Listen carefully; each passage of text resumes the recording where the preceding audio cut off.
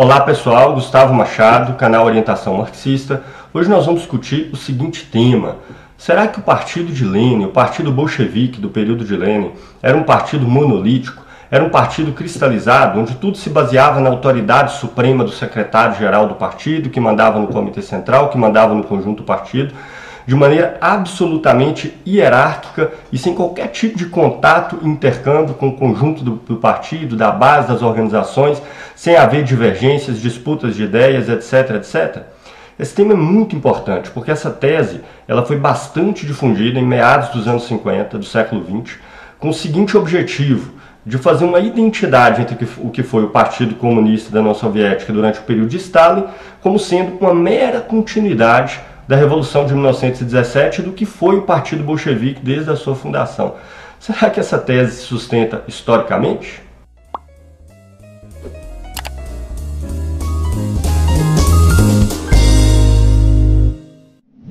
Antes de iniciar o vídeo, comunicar a todos, estamos atingindo aí os 3.500 inscritos, cerca de 500 inscritos aí no início de 2020. Então vamos pedir a todos para ajudar a divulgar o canal Orientação Marxista. Vamos atingir a meta de no próximo período atingir 10 mil inscritos no canal Orientação Marxista. Então eu queria pedir a todos para ajudar a divulgar o canal. Isso você pode fazer seguindo o canal, apertando o sininho para receber notificações de novos vídeos, curtindo e acompanhando a nossa página Orientação Marxista no Facebook, para divulgar informações sobre o marxismo e a tradição marxista, informações de qualidade, baseada no rigor e na análise séria da história, dos acontecimentos e dos textos, tá joia? A começar por esse que é um dos temas mais tratados no século XX. E hoje ele começa a ser retomado de novo por outras razões que não vêm ao caso. Desde mais ou menos metade do século XX, o debate que impera, que domina no mundo ocidental é mais ou menos o seguinte. O partido bolchevique do período de Lenin e de Stalin era basicamente a mesma coisa. Tudo que foi a União Soviética sobre Stalin durante a Guerra Mundial, durante todos os períodos, com tudo que aconteceu, e nós destacamos esse aspecto em alguns vídeos sobre Stalin, vou colocar na descrição, não vou retomar esses aspectos aqui, era um mero prolongamento do que seria o partido bolchevique, segundo essas análises.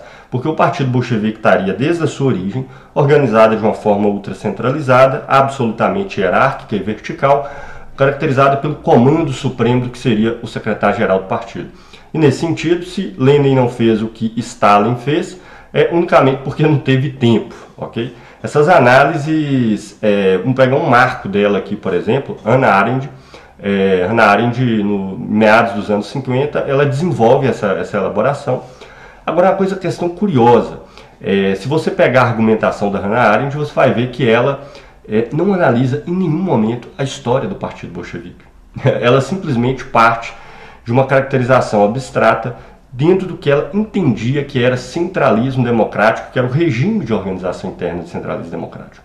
Então ela vai num livro do Lenin chamado O que Fazer, que diga de passagem nem tem por objetivo discutir a questão de regime partidário, mas não vou entrar nesse detalhe aqui. E o centralismo democrático, vou aqui colocar de maneira bastante simplória, podemos depois dedicar um outro vídeo a esse tema. Na verdade, do ponto de vista de organização, na minha opinião, é o regime mais democrático que pode existir, e já vou comentar sobre isso depois. Se baseia na seguinte ideia, que internamente a organização se faz todos os debates, todas as divergências possíveis, se abre espaço para tendências diversas em congresso e tudo, mas uma vez que essas políticas elas são votadas, essas linhas de intervenção elas são definidas, o conjunto da organização atua coerentemente em torno daquilo que foi votado, ok? E claro que existe a possibilidade, porque um partido é feito para intervenção na realidade, para intervenção política, e muitas definições elas têm que ser tomadas de maneira absolutamente rápida diante dos acontecimentos. Há uma autoridade do comitê central da organização definir qual linha adotar diante da necessidade de urgência frente a tomadas de decisão, e depois, posteriormente, é feita uma avaliação dessa posição, tudo mais, isso é rediscutido internamente, podendo inclusive o comitê ser substituído, caso a maioria da organização não aprove, em congresso. E esse regime, em linhas bem gerais, era adotado pelo Partido Bolchevique. As pessoas têm uma ideia de que o centralismo democrático é uma espécie de uma supressão da liberdade individual, porque uma vez votada uma linha, a pessoa é obrigada a seguir, o que é algo bastante curioso, porque o que se percebe na realidade, eu te convido a fazer essa observação sobre o conjunto das organizações que não atuam sob centralismo democrático, é que de fato cada um dos membros delas podem falar o que quiser, pode defender o que quiser, só que tem um detalhe. No final, são as figuras públicas, são os dirigentes da organização, são os parlamentares, são as figuras que têm visibilidade, é que levam a cabo, de fato, a linha geral da organização, independente do que o resto pensa, né? Então, parece ser um caso de grande democracia interna, mas o que acontece aí, na verdade, é que a grande conjunto da massa da organização não tem nenhuma influência no seu curso e as coisas são definidas unicamente pelas figuras públicas, pelos parlamentares, por aqueles que representam perante o país, perante um dado contexto, a organização. Mas não vamos entrar aqui em detalhes sobre isso. Mas eu vou mostrar como essa tese, que partindo do centralismo democrático, como fez Hannah Arendt, por exemplo, mas muitos outros autores, chegaram à conclusão de que o stalinismo era a mera continuação do partido do Lenin, eles só chegaram a essa conclusão pela seguinte razão, porque eles não estudaram uma vírgula, uma linha da história do próprio partido bolchevique. Tivessem eles estudado a história do partido bolchevique, eles veriam que todo o período pré-revolução de 1917, desde 1903, quando o partido se origina de uma cisão na social-democracia russa, que eu não vou entrar em detalhes aqui, até a Revolução 17, em todo o período de 17 até 1924, que se tinha dentro do partido bolchevique, era o mais amplo debate interno, um conjunto volumosíssimo de literatura produzida sobre as diversas vertentes, as diversas tendências e, pasmem, Lenin perdeu uma parte enorme das decisões importantes do partido bolchevique, ou seja, a visão dele não foi a majoritária e não foi a que foi aplicada, ainda que em muitos casos tenha ganhado uma posição intermediária.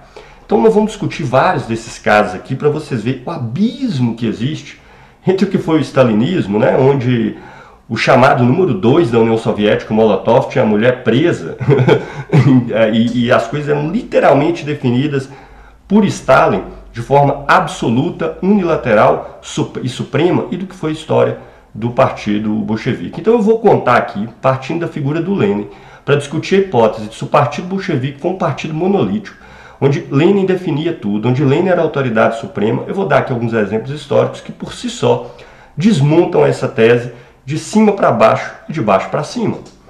Então vamos lá. Eu escolhi aqui alguns dos eventos e só peguei elementos importantes. Então, por exemplo, nos primeiros anos do partido bolchevique, o tema central que foi debatido pela organização, a Rússia era um país agrário, de enorme maioria camponesa, qual que seria a linha de defesa do partido diante da propriedade no campo. E existia 3 posições dentro do partido bolchevique, com ampla literatura escrita a esse respeito. Uma que defendia a nacionalização das terras, outra que defendia a municipalização das terras, ou seja, elas estariam subordinadas a uma administração local, e uma que defenderia a reforma agrária. Lenin defendia a proposta da nacionalização. Um outro grupo, onde o Krasin, que era uma figura importante no início do partido bolchevique, defendia a municipalização, embora essa é uma proposta originalmente feita por Plekhanov, que era do partido menchevique na grande maioria do tempo. E tinha uma proposta ainda, que era o Rojdov, a principal figura, que defendia a reforma agrária. Veja, a posição do Lenin da nacionalização, ela foi durante todo esse período inicial do partido bolchevique a proposta minoritária, que era votada pela minoria do partido bolchevique, a tal ponto de que em alguns congressos, Lenin, que considerava a municipalização a pior de todas, e não vou entrar aqui nos detalhes do porquê, Lenin tinha votado na da reforma agrária só para tentar derrotar a proposta da municipalização, porque a dele era minoritária. E durante todo esse período do partido bolchevique, a linha oficial do partido não era de Lenin, que era a proposta minoritária no interior do partido bolchevique. Mais um caso, Revolução de 1905, o evento mais importante ali dos 10 primeiros anos de partido bolchevique, sem nenhuma dúvida. Novamente, a posição que regeu o partido bolchevique durante a Revolução de 1905 não foi a do Lenin, embora ele estivesse exilado naquele momento e sem poder ter contato direto com os acontecimentos. A maioria do partido bolchevique teve uma apreciação negativa dos soviets, que foram os conselhos de trabalhadores que surgiram durante a Revolução de 1905. Estavam ainda arraigados à visão anterior que via aquela coisa tripartite, né, entre classe, sindicato e partido, e viram só os soviets como sendo algo negativo. Lenin, desde o seu primeiro comentário a esse respeito, desde a sua primeira carta, do seu primeiro documento, ele tinha uma avaliação absurdamente diversa e viu os soviets como um ingrediente que seria fundamental naquele processo que estava acontecendo naquele momento, como veio a ser, inclusive, na Revolução de 1917. No entanto, essa nunca foi a linha do Partido Bolchevique, que, aliás, na Revolução de 1905, atuou como ala majoritária, principalmente em Moscou, que era um dos principais centros da época, junto com São Petersburgo, com uma figura que chamava Bogdanov. Bogdanov era líder de uma vertente do Partido Bolchevique que ficou conhecida como ultimatista, porque uma visão bastante sectária, bastante esquemática, onde acreditava que o partido era o portador oficial da posição da classe, e Bogdanov chegava a participar de congresso dos soviets, onde ele dava um ultimato em todos os delegados presentes, falando: olha, nós somos o partido, nós somos os representantes legítimo da classe trabalhadora russa e, portanto, nós damos um ultimato para vocês votarem na nossa proposta. Se vocês não votarem, a gente se retira da plenária, entende? A coisa era tão absurda que nem mesmo os bolcheviques que estavam presentes na plenária dos soviets votavam a favor da proposta de Bogdanov, que depois ele e o grupo dele se retirava solenemente da plenária e tudo mais. Veja, Bogdanov, essa figura que Lenin considerava absolutamente atroz a visão que ele tinha de intervenção, o sectarismo absurdo, a separação entre o partido e a classe, mas era um cara que tinha uma expressão poderosa dentro do Partido Bolchevique. Lenin lutou contra as posições de Bogdanov por 4 anos no interior da organização, escrevendo documentos, livros, fazendo embates em congresso e tudo. Só em 1909 a posição de Bogdanov foi derrotada. Ele não aceitou a linha majoritária que foi votada pelo partido, e por isso ele e o grupo dele se retiraram do Partido Bolchevique em 1909. Veja que curioso. Depois da Revolução de 1917, Bogdanov, embora fosse um cara meio louco em vários aspectos, ele era uma figura que tinha aquele unilateralismo, mas dentro do unilateralismo dele era uma figura muito inteligente. Tem alguns livros dele relativamente acessíveis, inclusive. Você fica realmente perplexo com que algumas análises são brilhantes e algumas coisas são absolutamente loucas, né? Depois da Revolução de 1917, vocês acham o quê? Que Lenin mandou matar Bogdanov? Não, Bogdanov ganhou uma cadeira na principal universidade que existia dentro da União Soviética. E teve elaborações importantes nesse processo, muito embora, como eu falei, esse unilateralismo dele, a morte dele tenha sido até curiosa. Ele se jogou mais depois para ciências naturais, continuou sendo crítico do Partido Bolchevique durante todo o período pós-Revolução de 1917, crítico da Revolução de 17, inclusive, e ainda assim continuou sendo tranquilamente professor na sua universidade na Rússia. Morreu de forma bastante curiosa. Ele desenvolveu uma teoria que as pessoas conseguiriam prolongar a sua vida fazendo transfusão de sangue de pessoas mais jovens. E ele fazia transfusões nele mesmo, quase que diariamente. De fato, ele acreditava nisso. E acabou contraindo uma doença, salvo engano, foi tuberculose, e morreu lá para 29, mais ou menos. Então, mas isso ainda é fichinha. Vou comentar aqui alguns eventos já próximos da Revolução de 1917 e depois da Revolução de 1917, ok? Muitos devem saber, mas é importante comentar e dar alguns detalhes. Quando Lenin chega em 1917 na Rússia, após a Revolução de Fevereiro, após o governo provisório, a enorme maioria do partido estava absolutamente contra que os soviets tomassem o poder, estavam absolutamente contra uma revolução socialista na Rússia.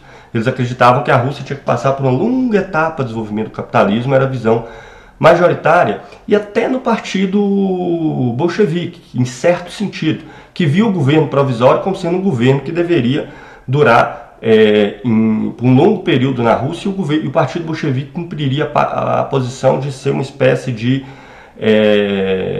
dar uma espécie de apoio crítico ou simplesmente fazer uma oposição a esse governo nos marcos de uma colisão de desenvolvimento do capitalismo russo.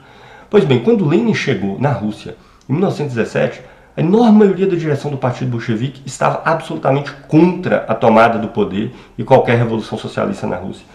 Lenin chegou lá e ele impôs a posição dele? Não, ele não tinha como fazer isso, ele não tinha poder para isso, o partido não funcionava assim. Sabe o que ele fez? Ele chamou, porque os estatutos do partido permitiam isso, um congresso de todos os membros do Partido Bolchevique para definir a questão. E foi só desse congresso que aconteceu mais de 2 meses depois, a partir da chegada de Lenin, em 1917, que passou a ser a posição do Partido Bolchevique, a tomada do poder, durante, se possível, evidentemente, se houvesse força para isso, durante aquele ano de 1917. Para vocês terem uma ideia, Lenin perdeu até a votação do dia da Revolução em 1917. Existiam 3 posições no Partido Bolchevique, já ali próximo de outubro, já caminhando para a Revolução. Existia uma posição que estava contra a tomada do poder, porque achava que ia perder, que ia ser derrotado, que não tinha força para isso, que era a posição que as figuras mais proeminentes que a defendiam eram Zinoviev e Kamenev. Então eles estavam contra a Revolução de Outubro. E tem artigos publicados, traduzidos em português, onde eles falam que isso era uma loucura, que os bolcheviques seriam trucidados. Existia uma posição que era do Lenin, que achava que não se podia perder tempo, que a oportunidade para tomar do poder era aquela, e que isso poderia passar em semanas, então que deveria ser imediata, e que só depois isso deveria ser legitimado no Congresso dos Soviets. E havia uma terceira posição que falou que devia se esperar o Congresso dos Soviets. Óbvio que se você coloca isso em votação no Congresso dos Soviets, você ia anunciar para, inclusive, todos os inimigos que existiria uma tentativa de tomada do poder. Então, essa terceira proposta é que a tomada do poder seria num dia pela manhã, cedo, e que o Congresso aconteceria já pela manhã. Então, quando o Palácio do Governo tivesse sido cercado e tudo mais, ao mesmo tempo a coisa seria colocada em votação no Congresso dos Soviets. Foi a posição que venceu. Para a loucura do Lenin. Para a loucura do Lenin, que achava isso arriscadíssimo e que não se deveria esperar tanto tempo. Mas ele perdeu a votação, e foi isso que aconteceu. Né? A Revolução de Outubro ela acontece no dia do Congresso dos Soviets. Enquanto o Congresso acontecia, o processo que acontecia fora do Congresso era legitimado pelo Congresso ao longo da plenária que acontecia durante o dia. Então ele perdeu essa votação. Lenin perdeu a votação de Brest-Litovsk. Aliás, é até interessante dizer, as figuras que estavam contra a Revolução de Outubro, que foram Zinoviev e Kamenev, na medida que isso foi aprovado, eles ficaram tão revoltados que eles saíram do Comitê Central do Partido e escreveram artigos públicos contra a Revolução de Outubro.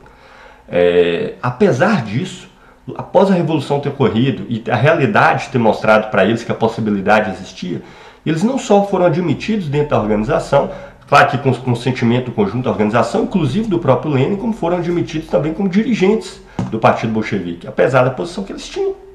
Veja como que se parece com o período stalinista, né? Como a gente viu nos vídeos sobre o Lossurdo, que foi publicado aqui no canal recentemente, o Lossurdo disse que existia uma guerra civil contra Stalin na Rússia, porque ele descobre que existiam pessoas que estavam contra as posições de Stalin e queriam votar contra ele no Congresso. Esse Lossurdo é um absurdo, não? Isso é a história do Partido Bolchevique inteira, com a literatura absolutamente volumosa, feita só de polêmicas, diferenças, disputas internas sobre a realidade russa, sobre a situação mundial, sobre o que fazer diante de um evento, onde as pessoas que perdiam a votação aderiam à posição que era majoritária, se achassem que era inaceitável, saíam tranquilamente do partido, nem por isso viravam inimigos. Como eu disse, inimigos depois teriam que ser assassinados e tudo mais. Pelo contrário, né? Bogdanov, como eu disse, virou professor na Universidade Russa pós-17, mesmo estando contra o governo. Okay? Mais do que isso, vou dar um exemplo aqui para vocês, que Martov foi a figura que, quando o Partido Bolchevique foi criado lá atrás, teve uma cisão na social-democracia russa, onde estava de um lado Lenin, de outro lado Martov. Martov é a principal figura que é responsável pela fundação do Partido Menchevique, que brigou com o Partido Bolchevique ao longo da sua história inteira. No início dos anos 20, já depois da tomada do poder, Martov estava, eu não me lembro se em Viena ou se na Alemanha, com gravíssimos problemas de saúde, sem recursos financeiros. Lenin tinha todas as divergências imagináveis contra Martov, mas considerava ele uma figura honesta, considerava ele uma figura que não agia pelas costas e tudo mais, e Lenin tentou aprovar no Partido Bolchevique uma ajuda financeira ao Martov. Detalhe, ele perdeu a votação, porque a maioria das pessoas do partido tinha uma visão diferente de Lenin da pessoa de Martov. Então ele tentou aprovar que o governo russo enviasse alguns recursos para ajudá-lo, aquele que foi inimigo político ao longo de décadas do Partido Bolchevique, né?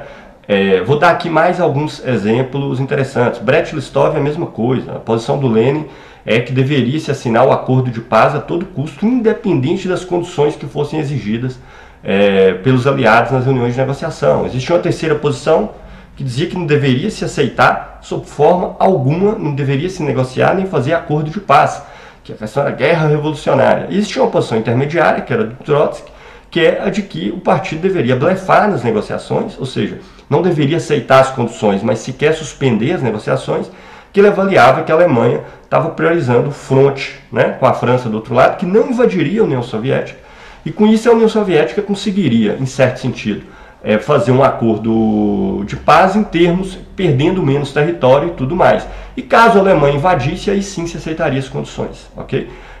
As primeiras reuniões do acordo de Brest-Litovsk que foi feito sobre essa posição do Trotsky, que foi a que venceu, para a loucura do Lenin, que não aceitava essa posição de jeito nenhum. Só que os alemães invadem a Rússia, de fato, e eles aceitam todas as condições e assinam o acordo. Vou terminar aqui com um último exemplo, para vocês entenderem.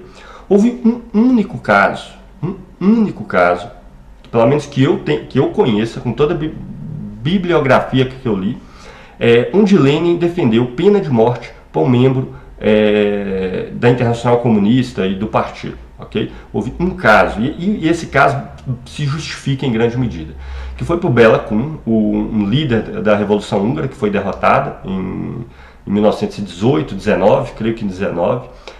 Com a derrota da Revolução Húngara, ele vai para a Rússia e passa a ajudar na Guerra Civil. A Rússia, como sabe, foi invadida por países do mundo inteiro, 70 mil soldados japoneses, soldados, engenheiros e técnicos ingleses, franceses, pararam a Primeira Guerra Mundial para enfrentar a Rússia e destruir a Revolução Russa. Pois bem, Bela Kun foi atuar num fronte, já no período em que a Guerra Civil já estava tendendo bastante em favor dos russos, e nesse fronte ele prometeu para o exército branco, para o exército inimigo, que estava sendo claramente derrotado em batalha, que se eles se rendessem, a vida deles seriam poupadas. Né? Então fez lá uma proposta de rendição, com garantia de poupar a vida dos soldados do exército branco. Pois bem, os soldados do exército branco se renderam, e Bela Kun não cumpriu o que ele prometeu. Okay?